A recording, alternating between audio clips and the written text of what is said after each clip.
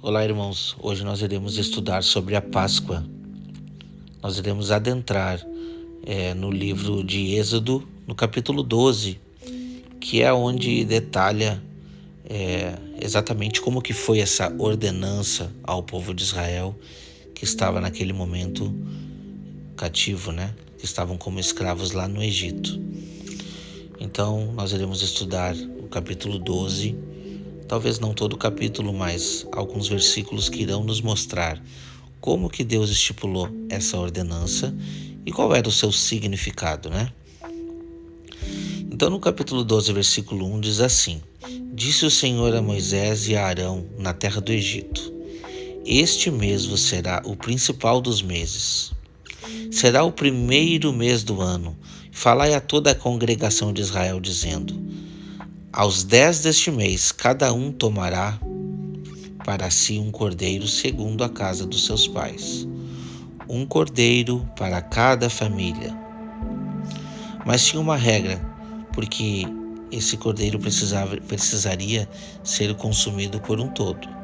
Então a regra era: se a família for pequena para o cordeiro, então convidará ele o seu vizinho mais próximo, conforme o número de almas e conforme o que cada um puder comer.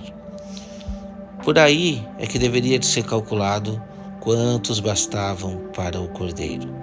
Então a gente vê aqui que não poderia sobrar a carne. Aquela carne precisaria ser consumida por um todo.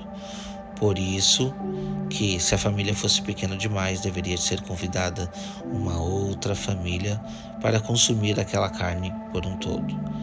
Esse cordeiro, ele deveria ser um cordeiro sem defeito, macho de 1 ano, e também poderia ser um cabrito caso a pessoa quisesse substituir, não teria problema. Esse cordeiro deveria ser guardado até o 14º dia deste mesmo mês, e todo o ajuntamento da congregação de Israel deveria de imolar esse cordeiro no crepúsculo da tarde, ou no caso, no pôr do sol. Ao imolar o cordeiro, o sangue dele deveria de ser colocado nos umbrais das portas de todos os filhos de Israel, no caso, os umbrais das portas de todo o povo de Israel. Por quê? Porque o contexto lá no Egito estava acontecendo as pragas. Então, uma dessas pragas a gente sabe que era a morte do primogênito, aonde o anjo passaria, e aonde não tivesse o sangue nos umbrais das portas, ali seria ferido o primogênito de toda aquela terra. Então o sangue serviria como sinal.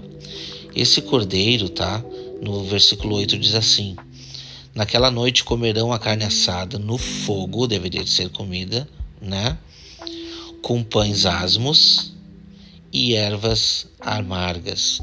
Tudo isso a gente sabe que são simbolismos, da verdadeira realidade desta festa. Isso a gente ainda vai estudar um pouquinho mais lá para frente, tá bom? Mas é muito importante entendermos sobre os pães asmos, que são pães sem fermentos. Por isso a ordenança de que não poderia haver fermento na casa do povo de Israel. Em todas as casas deveria de ser retirado o fermento. E deveria de se comer também as ervas amargas. Esses dois elementos deveriam de conter juntamente com o cordeiro, que seriam os pães asmos e as ervas amargas. Esse deveria de ser o alimento. E tinha uma regra também para esse cordeiro, que não poderia ser comido nada cru, nem cozido na água, porém assado no fogo. Deveria de ser comido a cabeça, as pernas e a fressura também. Nada dele poderia ser deixado até pela manhã. Nada desse animal deveria de ser deixado até pela manhã. O sangue deveria de servir por sinal, nessa Páscoa. Esse era o sinal entre o povo do Egito, entre o povo de Israel no Egito. então como um memorial. Como diz o versículo 14, este dia vos será por memorial e celebrareis como solenidade ao Senhor. Por vossas gerações o celebrarei.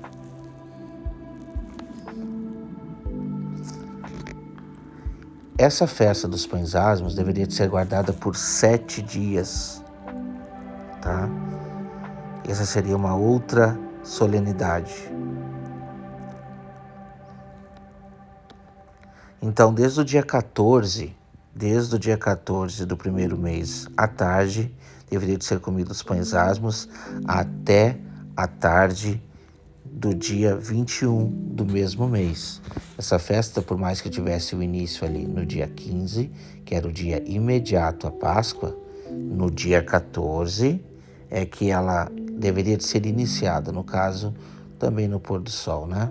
Seria uma santa convocação, né?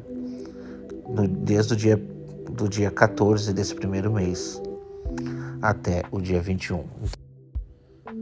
Então essas eram as ordenanças que deveriam de ser observadas para o cumprimento da Páscoa. Essas foram as ordenanças determinadas por Deus, né? No versículo 27, ele diz assim, tá? No versículo 26, quando os vossos filhos vos perguntarem o que rito é este, que ritual é este, né?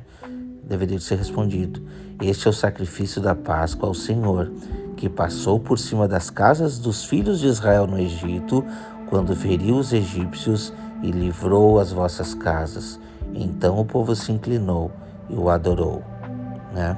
E foram os filhos de Israel e fizeram isso conforme o Senhor ordenara a Moisés e Arão. Mas a gente vai ver que a Páscoa é somente uma das ordenanças dentro das 3 reuniões solenes que estão contidas lá em Êxodo 23. O Senhor ordenou que fossem feitas 3 reuniões solenes.